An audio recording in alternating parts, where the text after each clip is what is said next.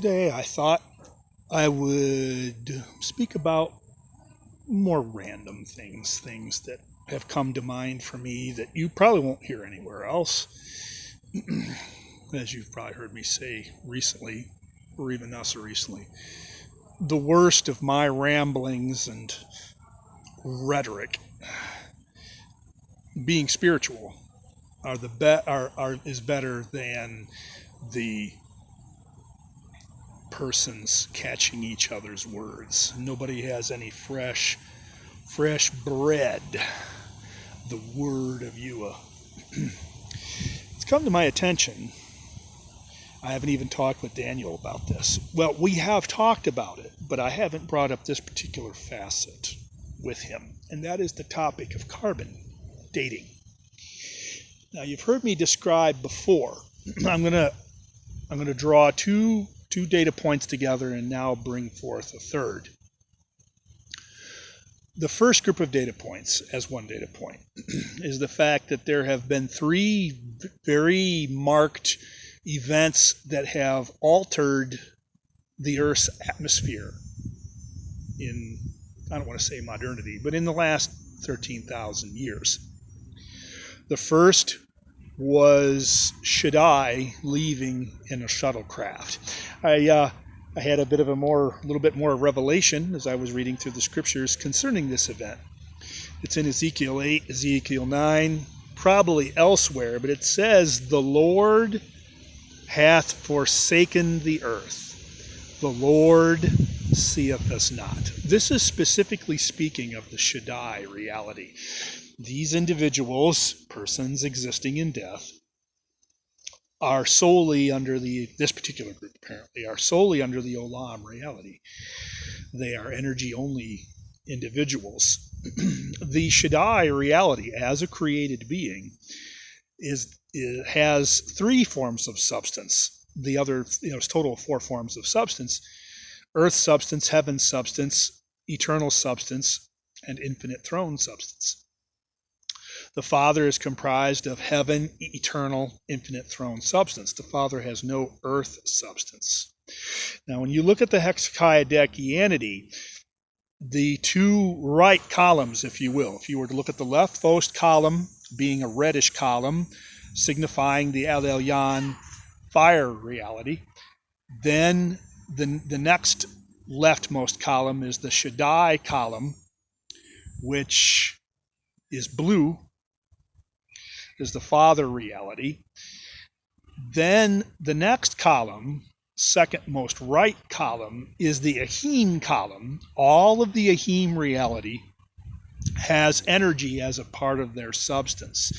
All of the beings, all four of the beings, so what I'm saying is it's divided right down the middle. The 8 groups on the, if you were to divide the hexakiadekianity chart down the middle, the 8 groups to the left, none of them have earth as a part of their substance. To the right of that, all of the 8 groups or beings to the right have earth as a part of their substance. And then, in addition, other either throne or heaven, infinite throne or heaven or eternal substance as well.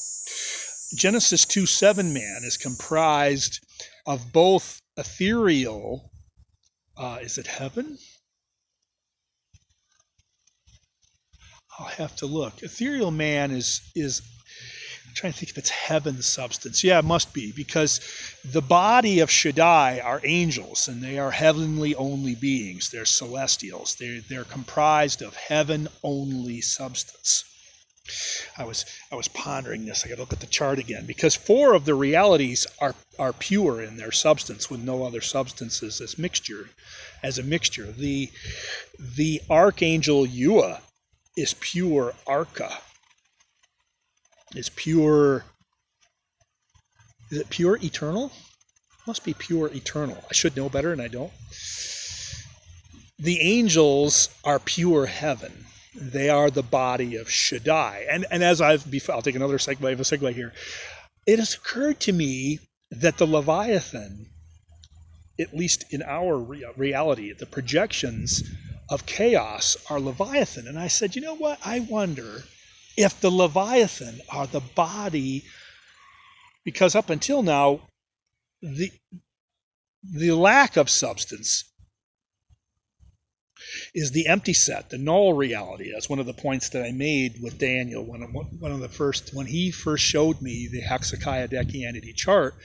He was calling himself pentachiadecantarian at that time, which means 15 things. And I said, oh, that's not correct. I said, you have to also include the null set, the empty set. And he promptly concurred and changed his nick to hexachiadecantarian, meaning 16, because even the absence of substance is a thing. And so it has occurred to me, this is just my personal speculations here, that the Leviathan, the three types of Leviathan, and there might be more than three types, but the three types of Leviathan found in the scriptures, the really, really big Leviathan that are 1,000 to 3,000 feet long and 50 to 100, 150 feet in diameter, these are living rock creatures that live and swim in the magma of the earth. They have an incredibly high internal body temperature. These are living rock creatures. And the masses have been told about these creatures in movies and books like Frank Herbert's Dune series. And there was it was like 30 years ago, a movie, I think it was called Tremors. These creatures were much smaller. They might have been 8 to 15 feet in size, like an underground alligator, maybe, so to speak. The creatures called, it was, anyway, Tremors. And then there was one of the original Star Trek series with William Shatner and was it William Dafoe and Leonard Nimoy, Kirk, Spock, and McCoy. Did I have that right? DeForest Kelley? It was DeForest Kelley. Anyway, the original Star Trek series, there were these miners, and they were being attacked and killed, and they were mining on this mining planet, acquiring resources, and they had these round silica balls, pure silicon. What those actually were eggs. They were eggs for this tunneling rock creature that was killing them. And so we've been presented with these sources of information that there are forms of life that are not necessarily carbon-based. I think in that particular instance, it was a form of life that was silica-based life. The Leviathan, I don't know what I'll have to ask Daniel if he remembers, because when he saw, because what it was when I brought this topic up with him, I believe it was an inverse type of knowing that he and I have apparently in each other. Anyway, it was revealed to him in a dream, all the details of Leviathan in great, great, great detail. So we didn't have to guess any longer. We were told by the elves specifically what Leviathan is. It's a living rock creature, at least the big one that I was talking about. It's gigantic. Think of an earthworm that's 2,000 times the size of 3,000, 5,000 times the size of an earthworm that you know. And of course, then that incredibly 5,000 times 5,000 times the volume and mass. I mean, we're talking creature. And earthworms follow the same kind of pattern. They live under the surface of the earth, and if they can come up on the surface of the earth temporarily, but if they stay on the surface of the earth any amount of time, they die. It's the same with the Leviathan. Well, now there's two other Leviathan. You've heard me talk about this before. I call one of them the Nano-Leviathan, Pico-Leviathan. The Nano-Leviathan are probably somewhere between the size of a large cat to maybe a big dog. These are the ones that are described as having a head like a lion and a tail like a scorpion. And then there's a very small one that we call Pico-Leviathan. Daniel posits and estimates that this one is like the size of a pea. But in any event, all these creatures have an incredibly high internal body temperature, and they can tunnel right through rock, almost like a fish swims through water. And so these creatures come up when the Yellowstone Long Ridge calderas erupt. At least two of these, the Nano-Leviathan and Pico-Leviathan, come up upon the earth and survive for 5 months until they freeze to death and die, and torment those men that do not have the mark of Yahweh in their forehead, all these persons, the mark of the beast, the mark of the beast. Yeah, what about the Revelation 9:4 and the Ezekiel chapter 9 mark of Yahweh in the forehead? Oh, no, we don't talk about that. We're going to obsess over the mark of the beast, but we're not going to talk about the mark of Yahweh at all. Anyway, so this is a theory of mine, a speculation of mine, because I've just kind of in the back of my mind, I said, well, the pure angelic creatures, or rather the pure heaven substance creatures or angels in the ethereal reality are the body of Shaddai. The Genesis 2:7 man created 50,000 years ago, spiritual ethereal man, Genesis 2:7 man created by Shaddai as an interaction with an Olam female, are the body of Ahim, the body of so-called Mashiach, so-called Christ. And then the Genesis 1:27 energy only man, non-spiritual, fleshly, earthly, carnal. They're spiritual only in the realm of spirits that are trapped here on the earth. They may have a very limited spirituality, but only with regard to evil spirits and unclean spirits and familiar spirits and that kind of those. They are spiritual only within the realm of energy. They are not spiritual outside of the realm of energy. So they have a limited spirituality, and they're still not really spiritual at all with regard to the Arca reality and the power reality. So my hypothesis is that the null set actually has a body as the body of El Elyon, and I posit that the Leviathan are the body of El Elyon. They are creatures, and it's a group of them, and they fit. But they are projections out of chaos, of the Furies, out of chaos into our reality. They're not. I can't say that they have their primary situs here as a being, but rather they are projections of the Furies out of chaos into our order side. It's interesting that there are beings that cross the dimensions like this. What was the next thing I was thinking about? I had another revelation. What was it? It was just on the tip of my tongue. I apologize. I should have written these things down, but you can tell I don't use a script. That's the advantage of having firsthand knowledge and knowing and being spiritual. You don't have to read from a script and have somebody be your scriptwriter. No, you have the Comforter. When the Comforter comes, he will lead you and guide you into all truth. Those that are spiritual have access to everything. Bonafide spiritual. Yes, you've heard me mention this, and now I'm going to declare it in even more detail. Energy beings of this reality are viewed by the other realities. When the Arca reality looks upon us, when the Eternals of the Arca reality look upon us, we look like plants to them in a way. Plants are alive, and they move, but they move very slowly. And that's why the Shaddai, Ahim, Elyon reality refer to us as plants and vines and trees and things like that. Because to them, they, being in eternity, look at us in temporality. And our movements to them are so slow that in essence we don't necessarily move. We are immobile to them. Yet we do move, just very, very slowly. Now, correlatively, when we look at them, because they're in eternity, their movements are extremely fast. And so that's why when you see in the scriptures, you see, I think it was the description of Ezekiel's wheel within a wheel, or when Mashiach said, I saw Satan fall as lightning. This is an Arca reality being. The Olam reality, the Addenda reality, both have Arca as a part of their substance. And so they are are part of the eternal infinite Arca reality, the eternal. So when they move, they are able to move outside of time to some respect and extent. And so the key word, get to the point, is lightning.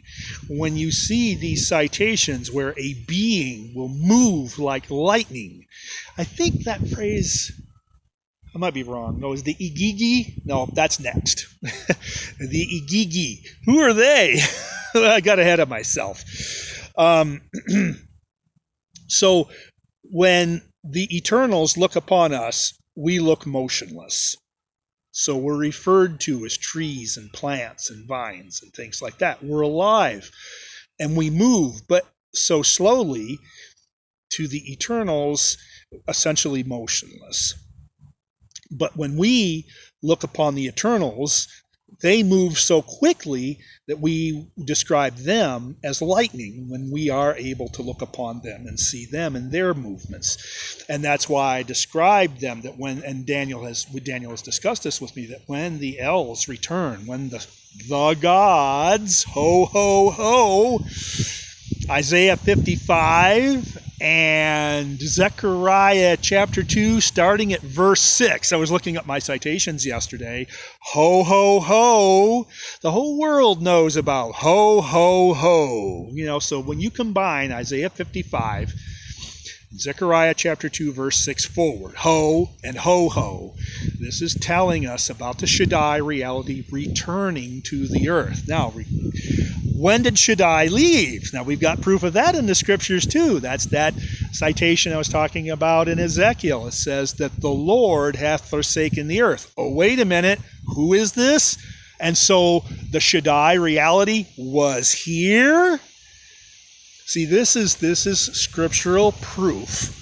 So, at least citations. The proof is out there physically in the earth for those that are willing to know. And the elves have come to me and Daniel and I and told us that the proof that the shuttlecraft, the heavenly city, was here. It was here for 66 million years, sitting on the North Pole.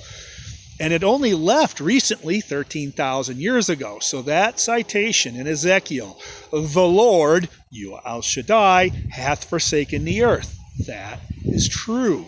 The Shaddai reality left in the shuttlecraft approximately 13,000 years ago. The Younger Dryas event.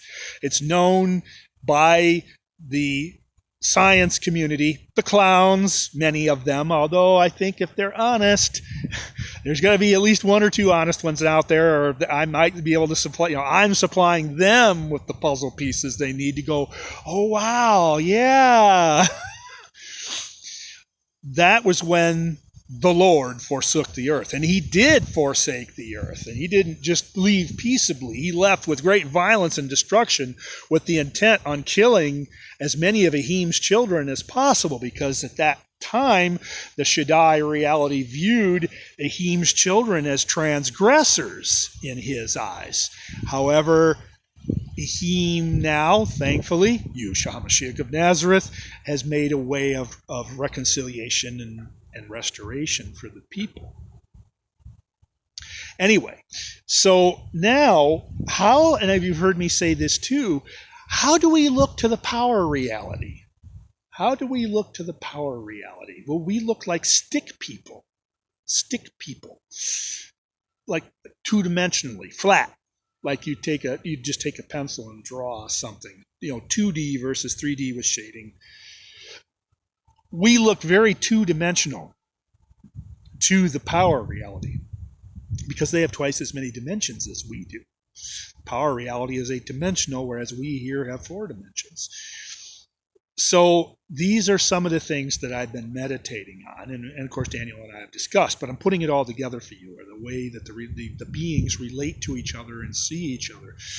And so then when I had this dream, this great warning, well, I had lots of those, but the one where I saw the train with the 4 steam engines steaming across the horizon, it looked very flat to me, very two-dimensionally. And I was shown, if I'm correct, I was viewing this from the aspect of the power reality. So that was why it looked so flat and two-dimensional to me. I was looking at a shadow on the horizon. The train was just a flat, two-dimensional shadow reality to me. It was very clear and crisp and clean, but I couldn't see any three-dimensional aspect to it. It was all a black, two-dimensional shadow to me with a fairly dull white background. This is, again, and of course, the white being the power reality. The black being authorized and sent by the Arca reality. The power beings are now being directed as a result of the Shaddai, well, as a result of the Eternals, but, well, the Shaddai, Yahim, Elyon, Olam reality. Olam, now, see, these individuals now connecting this, anyways, just to make this very clear, is that to the angels and the power beings, Igigi, this is where the Igigi, if I've got this correct, who are the Igigi? The seraphim, full of eyes, Igigi, just another name by a different culture. The wheel within a wheel, full of eyes. That's how Ezekiel described them. I've seen this reality, but I was up really close to it. I thought I was seeing a great big brick building with black windows. And Daniel said, nope, you're seeing the Ezekiel's wheel within a wheel reality. But I was really close to it. I was really, really close to it. I wasn't far away from it. I was up really, really close to it. So I was seeing the eyes. And, the eyes are the windows of the soul. Oh, so there's the connection with windows and eyes. You see, to me, my mind perceived it as black windows. Well, those were eyes. Those were eyes. Many, many, many, many eyes. Many, many windows. So that was my experience with Ezekiel's wheel within a wheel, where I was seeing the Igigi power beings and the eyes, the windows there. Now, where was I going to go after that? I was just getting ready to segue into another. I apologize. I really should take notes. What was the next thing I wanted to tell you? And see, my camera doesn't have pause function. I can't pause it. And I'm too lazy to edit. I just record and upload. I have other things I'm doing. What other thing was it? I'm so sorry to waste the time like this. What new revelation? So what it is I meditate on the things that I've been shown and seen. And what was it? I was meditating more on the Citadel and the works of the eugenicists and the warning that's coming upon us. More now, it's been 2 days, 3 days at least 2 days since the last recording. 3 days, 2 days, and just more and more stories, more warnings. In this case, the secular stories from Politically Incorrect on 4chan. Just more and more, the Biden administration hiring various groups to manage this and manage that with respect to the lockdowns. I'm prisoner number 44, being led off to a detention camp. I already had told you that one. What other dreams and visions? See, I apologize. I've had hundreds. I'm sitting on approximately 1,500 dreams and visions that have not been interpreted yet, let alone the thousands that have. And I just go by memory of the ones. The other thing, I'm kind of going by random here, and my neurons click and I'll remember, is I've been praying and asking for the future. Oh, let me continue with one that was cut off. The last recording, when it was cut off, I was talking about a vision that I saw recently within the last 2 weeks, where I saw a very thick white wall and a door opened up, and I saw a blue reality behind this door, like a tarp, if you will, placed over the entrance of the door. So obviously, I'm being told by whoever it was, Shaddai, Yahim, Elyon, that a door has opened for me. A door has opened and has become available for me. Oh, okay, now another segue.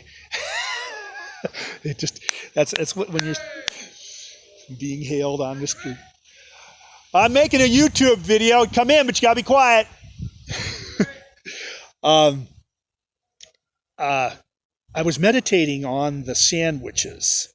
The sandwiches. There's this potential chain that I had this dream. Feel free to have a seat over there. I had this dream about 3 months ago, approximately, and I was making these gigantic sandwiches that that in my mind look like this particular chain it's a chain. It must be, or at least a small franchise here in upstate New York. Again, no affiliation, so I'm not going to say their name, but they make the biggest burgers and sandwiches I have ever seen, and they specifically state that they have a half or a full pound of meat in these sandwiches, and I'm like, wow! If you want to, live large and be a burger, there's that. That's what Americans are called, burgers, marifats. If you've seen videos and pictures of me, you'll notice that. And I have lost weight, but I'm still overweight. Anyway, so to get to the point here is that this burger that I was making is bread and meat. And as I was meditating on that, the Messiah said that he says, I am the bread of life come down from heaven. And there's another scripture that when the Messiah was speaking, it said, that that healing is the children's bread. Healing is the children's bread. I'm trying to think if there was a third, that the scriptures are the bread of life. I think. I could have that allegory wrong, but there's these various types of bread of life. The bread of the word, the bread of healing, and the Mashiach being the bread of life himself. But now there's this meat aspect, the meat. And I'm thinking, and now I'm having been reading more over this and getting my addresses correct. Ezekiel chapter 28 starts out, talks about advanced individuals. To whom shall he teach knowledge? To whom shall he teach understanding? Those that are weaned from the milk and drawn from the breast. Now, what's going on in churchianity is all this milk, if that. Churchianity, if they have any kind of relationship spiritually, it's all this milk stuff. Milk. And I can't say that the sincere milk of the word doesn't exist. It does. But these individuals, they never grow up spiritually. They're always drinking milk of the word, and they never, ever go on to the meat of the word. And so as I was meditating on this sandwich reality, it just, Elyon, it's like, yep, you're giving them the meat of the word. That's my purpose. There's tons and tons of this milk reality out there, of the milk of the word. There's very little teaching, very little instruction on the meat of the word. And now churchianity and the world really having been completely abandoned by the Shadim, the Shaddai Ahim Elyon. Shadim? Shaddai Ahim, said that too quick. The Shaddai Ahim Elyon reality. Unless individuals are specifically spiritual, connected to the ark or reality, then there is no fresh bread. The fresh bread, there it is, the Debar Peth Logos. There's two Hebrew words, Debar and Peth, if I'm pronouncing them correct. I have a friend who has, in my opinion, the gift of tongues, and that is the ability to speak other languages, interpretation of tongues. Yeah, this guy has the ability to read, write, and speak Hebrew, and it was given to him as a gift. A gift. He can read and write and speak Hebrew, but he's born here in America, English speaker. But now, as a result of his studies and learning, in my opinion, he has the gift of the Holy Spirit of tongues. And of course, there's all this blah, blah, blah, blah, blah. But then, where's the interpretation? That's been one of my beefs with churchianity is, 1 Corinthians 12, okay, I can't deny that the scripture says tongues, but where's the interpretation? Why are there all these so-called tongues talkers out there, but no interpretation? There should be interpretation. That's the next gift, the interpretation of tongues. Why is it that there's so much tongues and no interpretation? No interpretation. And of course, in my opinion, my very strong opinion, that's because it's not the real thing. It's not real tongues. It's some sort of fake something else, but this is not that. It's not the tongues of the scriptures, because the tongues of the scriptures also have interpretation. There's not interpretation of these tongues. Anyway, so getting back to the meat of the word, that the individuals today are not connected to the ark of reality. unless they are spiritual and called by Shaddai, Ahim, or Elyon. I was called by Elyon when I was 10 years old. They are not connected to the other dimensions and realities. The best that they have now is what I call their can of demons. The daughter of Babylon, the United States, the Americas are just a can, like it says in Revelation, a cage and hold of every evil spirit and every evil and unclean spirit and hateful bird. Notice the bird there. That's the Olam reality. These are Olam reality spirits. So Olam is the creator of birds and reptiles and crude mammals. Shaddai is the creator of spiritual mankind, ethereal spiritual mankind. And thankfully now there's the free spiritual upgrade available to anybody. Free spiritual upgrade. Get connected for free. Saw another one of those TikTok videos. Get connected for free. Education connection. You want to be educated? Do you want to be spiritually smart? Free education. Free spiritual upgrade. All you have to do is call upon the name of Yua El Elyon. And maybe some of the others. I'm not saying that's the only name. There are other names. Call upon the name of Yua. Call upon the name of Yua El Elyon. Call upon, say, look, I don't know what this guy's talking about. I have absolutely no clue what he's talking about, or it seems entirely foreign to me. I don't understand what he's saying. Where did I get it from? I got it from the ethereal realms, from the eternal arc of reality. I got it from the same place that you can get it from. Anyway, so back to Ezekiel 28, that there's all this milk stuff and no meat. And it says to whom, it says line upon line, here a little, there a little. So there have to be little pieces. It's like you're making, if you're making a sandwich, it's like, yeah, we got meat, we got tomatoes, we got lettuce, we got some sort of a sauce of one kind or another. We've got pickles, we've got this, we've got that. Well, it's